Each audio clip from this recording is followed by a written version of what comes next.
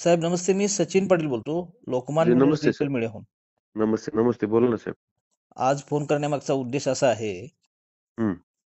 की तुम्ही काँग्रेसचे एक निष्ठावंत आहात आणि बरोबर. तुम्हीही उत्सुक उमेदवार आहेत. होय.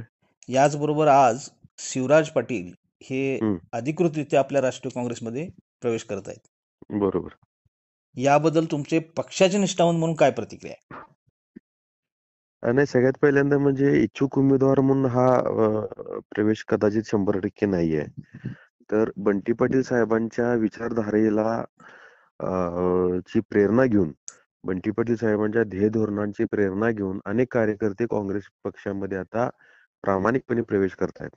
आता ज्या पद्धतीनं जे राजकारण चालू आहे, ज्या पद्धतीनं लोकशाहीची गळचेपी होते, तर याच्या विरोधात एक मोठी ताकद बंटी पाटील साहेबांच्या पाठीमागे जी येत आहे, त्यामध्येच हा एक प्रवेश आहे. आणि काँग्रेस पक्षाचा निष्ठावंत कार्यकर्ता सन्मान्य बंटी पाटील साहेबांचा निष्ठावंत कार्यकर्ता या नात्यानं शिवराज पाटलांचा आणि त्यांच्या समस्त कार्यकर्त्यांचा आम्ही काँग्रेस पक्ष म्हणून 100% उत्साहात आम्ही स्वागत करतोय आज.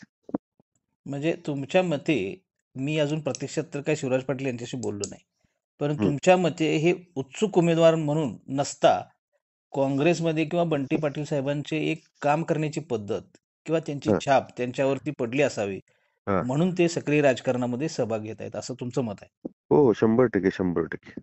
निवडणूक ही होईल नाही होईल पुढचा भाग आहे, परंतु ज्या पद्धतीनं ज्या ताकदीनं प्रवेश होत आहेत वेगवेगळ्या ठिकाणी, त्यातलाच हा एक प्रवेश आहे. आणि खऱ्या अर्थानं लोकांना आता दक्षिण असेल, उत्तर असेल किंवा तमाम पश्चिम महाराष्ट्रात जे आपण बघतोय, एक काँग्रेस पक्षाचा निष्ठावंत कार्यकर्ता, काँग्रेस पक्षाची ध्येयधोरणं मनाशी बाळगून वेगवेगळ्या ठिकाणी काम करणारे एक उत्तुंग व्यक्तिमत्व बंटी पाटील साहेबांचं जे नाव आहे, त्या नावाच्या पाठोपाठ त्यांची ध्येयधोरणं आपण पण स्वीकारावीत आणि त्याच पद्धतीने चांगलं प्रामाणिकपणे काम करावं, ह्या उद्देशानं हे प्रवेश होत आहेत, हे म्हणणं वावगं ठरणार नाही.